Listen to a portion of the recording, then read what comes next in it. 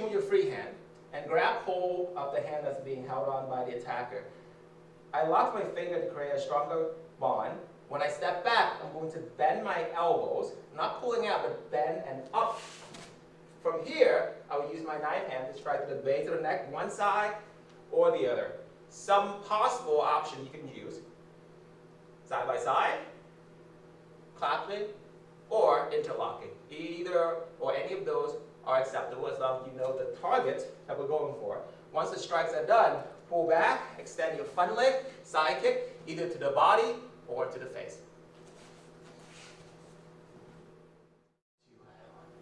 Ha!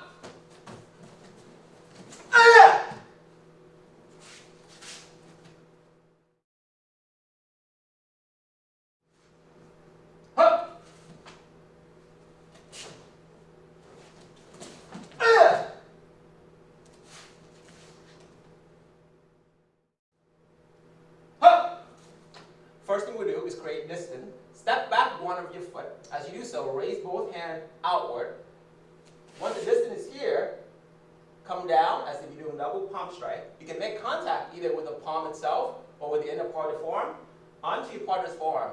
The closer we go to the wrist, the better the strike will be. So avoid hitting the elbow, but rather somewhere up in this area.